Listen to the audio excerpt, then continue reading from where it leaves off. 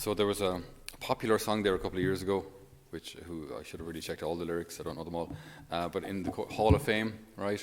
Hall of Fame. So standing in the Hall of Fame, or whatever it is, everyone's going to know your name, okay?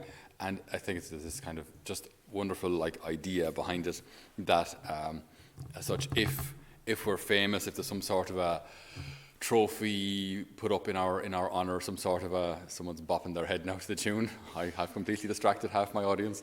Or a statue put up in your honor, or a plaque with your name on it, or something like that. In some way, then your life has had an impact. You've made a difference. You've made it. You've done something worthwhile. I find it interesting because in a lot of cities, my own included, streets would have names of people, maybe, O'Connell Street, or Rossa Street, or Parnell Street, or things like that. And I'd put money on the fact that the vast majority of people don't know who the street is named after. It's got the name of the person, but who was that person? Even in GAA circles, like the various names, the Hogan stand and so on and so forth, like, do people know who those blokes were? I mean, some of the hardcore GAA fans, of course they would. They'd know how many points they scored in 1942 of course they would. But like the vast majority of people, we drive on streets or go to places that have names that are named after people that we don't even remember anymore, that aren't even known anymore. It's interesting that you can actually get to that level, that a building or a street is named after you, and still no one knows you. It's just interesting how, we pass away from lived memory. Of course, like, people will never forget certain characters of great notoriety, or Abraham Lincoln's, or I was going to say Adolf Hitler. They're not in the same bracket, but I mean, he won't be forgotten. But no streets will be named after him either. But, okay, so there's some people who've attained great notoriety that will never be forgotten, understandably. For the vast majority, even of those who attain great fame, that reputation and fame in time will fade. And besides, you're dead anyway. As in, like, if something is named after you after you're gone, so what? You're not there to enjoy it. You're not there to walk down the street named after you. You're not there. I don't think you really care. Like, you don't, actually, because if you're above, you're in a much happier place. You really don't need streets or countries to be named after you. It makes no difference. And if you're below, again, it's no help to you. So I just think it just doesn't matter at all. At all. So, like, if someone were to ask you, what do you want to be remembered for? What do you want to be remembered for? It's, I think it's a really good question. What do you want to be remembered for? Because, like, what we do now, the choices I make now, are what I'm going to be remembered for. I'm not going to be remembered for being completely different to how I actually am. Chances are people will remember me for what I actually did. And I was talking to a man recently who has a business. And we had a very honest conversation. He was very frank with me about his past.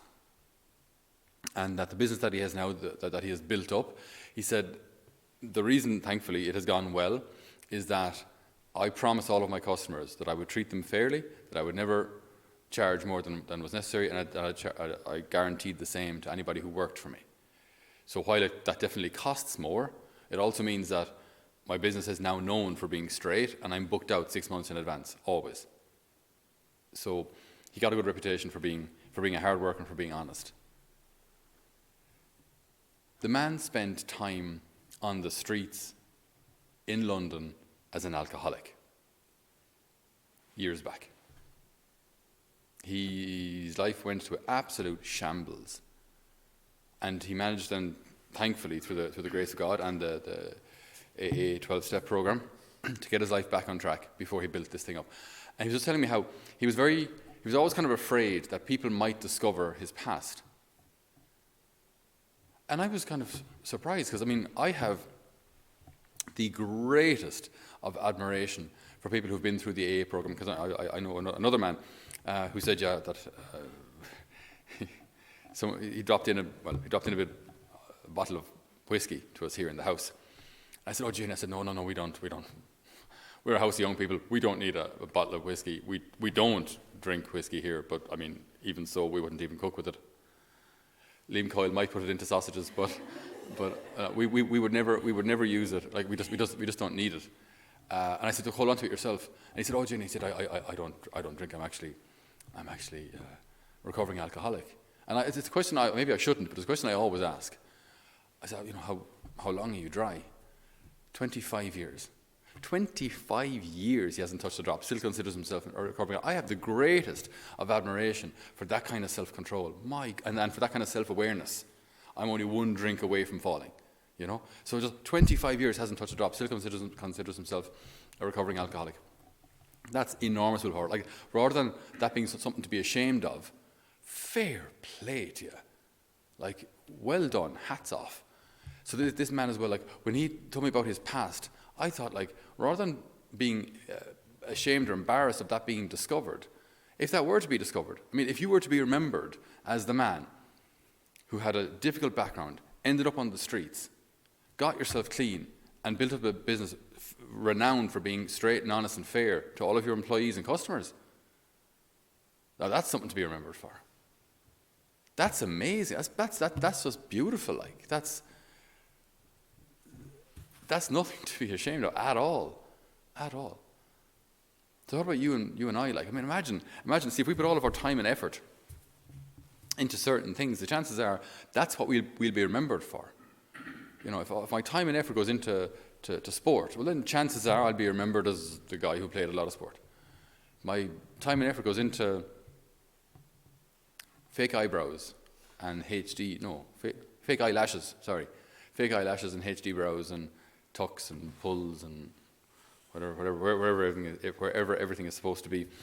Imagine dying, right, and then being remembered as the lady, the woman, I suppose at that point, as being remembered as the woman with the lovely eyelashes. Imagine if that's the only thing they could say about you. If that was it. Imagine, like, how awful that would be. Like, you've lived 80 years on this planet and you're remembered for having nice eyelashes. That's a disaster. Sorry, that's horrendous. If that's the only, and even if you are remembered for that, right? Have you made any contribution to society, your family, the church? Have you made any difference at all? We have one life. We get one shot at this. Like, we don't get to come back and try again. So we get one life. I mean, what do I want to be remembered for? Because what I put my time and effort into now is what I will be remembered for. If I'm the one who consistently criticizes, how are you getting on, Johnny? Oh, sure, look, the politicians have this country ruined, and the neighbour across the road, his bullocks are after breaking in, ruining my lawn, and jibbers, and the missus at home, she's constantly screaming, and then John, my son, won't keep in contact, and oh, great, it's really good to talk to you, John. Okay, take care. Do you know what I mean? Like, if all you're remembered for is a stream of criticism and negativity, what I do with my time is what I'm going to be remembered for. Do you know what I mean? So, what I do now makes a difference. The small, like the way I set up my life now, the choices I make now, like, that sets up the kind of thing that I'm going to be remembered for, the kind of person I'm going to be. So, everything I do matters. Every choice I make matters. When Jesus comes, he comes. It's not the healthy, he says, who need the doctor, but the sick. I did not come to call the virtuous, but sinners. And what's so wonderful about that is it means that no matter where we find ourselves, no matter what choices we've made, no matter how many errors we've made, no matter how kind of off the path we are, that's where the Lord calls us. He calls us where we are, how we are, broken as we are, wounded as we are. He came deliberately to call sinners, which means to call you and me. To call us where we are and draw us back to the right path. And then on that right path, where we can consistently make choices and decisions that form the kind of character and person we want to be through his grace.